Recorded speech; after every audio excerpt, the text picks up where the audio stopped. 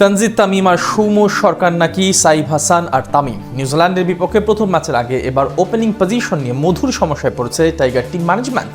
একসাথে তিনজনই আছেন দারুণ ফর্মে, তাই কাকে রেখে কোন দুজনকে একাদশে নেবে সেটাই যেন সবচেয়ে বড় প্রশ্ন কোচ ফিল সিমন্সের কাছে। টাইগার ওপেনিং জুটি নিয়ে এমন মধুর সমস্যা এবং কোন দুজন সুযোগ পেতে পারে শেষ পর্যন্ত, বিস্তারিত রিপোর্ট। পাকিস্তানের বিপক্ষে ২-১ ব্যবধানে সিরিজ জিতে র্যাঙ্কিংয়ে এক ধাপ এগিয়ে ছিল বাংলাদেশ ক্রিকেট দল। বলা চলে দীর্ঘদিন পর ৫০ ওভারের ম্যাচে বেশ ভালো সময়ের মাঝে আছে লাল সবুজ প্রতিনিধিরা। সেখান থেকে এবার নতুন মিশন নিউজিল্যান্ড সিরিজ। প্রায় ৩ বছর পর ব্ল্যাক ক্যাপসদের বিপক্ষে ঘরের মাঠে ওডিআই সিরিজ খেলতে নামবে বাংলাদেশ, যার জন্য এরই মধ্যে ঘোষণা করা হয়েছে স্কোয়াড। সেখান থেকে বলা চলে এবার ওপেনিং পজিশন নিয়ে এক মধুর সমস্যায় পড়েছে টিম ম্যানেজমেন্ট। স্কোয়াডে থাকা ৩ ওপেনারের মধ্যে সবাই আছেন ফর্মে, সেখান থেকে কাকে রেখে কোন দুজনকে খেলাবে প্রথম ম্যাচের একাদশে সেটাই যেন এক বড় প্রশ্ন টিম ম্যানেজমেন্টের জন্য। পাকিস্তানের বিপক্ষে ব্যাট হাতে দুর্দান্ত ছিলেন বামহাতি তানজিদ তামিম। ৩ ম্যাচের মধ্যে একটিতে করেছেন হাফ সেঞ্চুরি, শেষেরটিতে ক্যারিয়ারের প্রথম শতক। সব মিলিয়ে তার জায়গা অনেকটা নিশ্চিত, কারণ সর্বশেষ সিরিজে ম্যান অফ দ্য প্লেয়ার হওয়ার তকমা রয়েছে তামিমের নামের পাশে।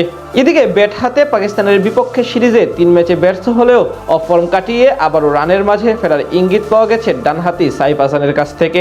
নিউজিল্যান্ডের বিপক্ষে মাঠে নামার আগে গেল সোমবার নিজেদের মাঝে একটি প্রস্তুতি ম্যাচ খেলে ক্রিকেটাররা। সেখানে ব্যাট হাতে ১৩৩ বলে ১৩৮ রানের অসাধারণ ইনিংস উপহার দেন সাইফ। ৬টি চারের সাথে মেরেছেন মোট ৮টি ছক্কা। সেখান থেকে বলা চলে নিউজিল্যান্ডের বিপক্ষে প্রথম ম্যাচ থেকেই সাইফকে দেখতে পাওয়ার সম্ভাবনা রয়েছে।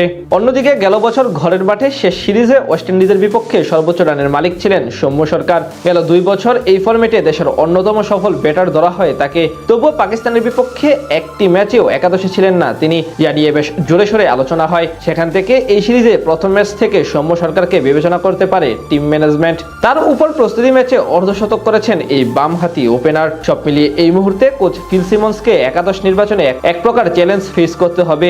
তবে সর্বশেষ সিরিজে যেহেতু তানজিদ তামিম সেরা রানের মালিক ছিলেন, তাই অন্তত প্রথম ২ ম্যাচে তার জায়গা নিশ্চিত। অন্যদিকে সাইফ যেহেতু পাকিস্তানের বিপক্ষে তেমন ভাবে নিজেকে প্রমাণ করতে পারেননি, তাই আবারও একাদশে ফিরতে পারেন সৌম্য সরকার। যদিও ডানহাতি এবং বামহাতি প্রথা অবলম্বন করলে আবার সাইফের টিকে যাওয়ার সম্ভাবনাই বেশি। আবার যদি মিডল অর্ডার থেকে আফিফকে বসানো হয়, সেক্ষেত্রে আবার 3 জনকে একাদশে রাখা যাবে। তখন নাজমুল হোসেন শান্তকে নামতে হবে ৪ নম্বর পজিশনে।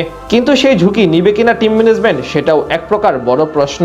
তারা ছাড়াও টাইগারদের ব্যাটিং অর্ডারে লিটন কুমার দাস, তাওহিদ হৃদয়ের জায়গা অনেকটা নিশ্চিত। তাদের সাথে অধিনায়ক মেহেদী হাসান মিরাজ, মাহিদুল ইসলাম অঙ্কনের মতো ক্রিকেটার আছেন স্কোয়াডে। আগামী ১৭ তারিখ শুরু হবে ২ দলের ওয়ানডে সিরিজ। প্রথম ২টি ওয়ানডে অনুষ্ঠিত হবে মিরপুর শেরেবাংলা ক্রিকেট স্টেডিয়ামে।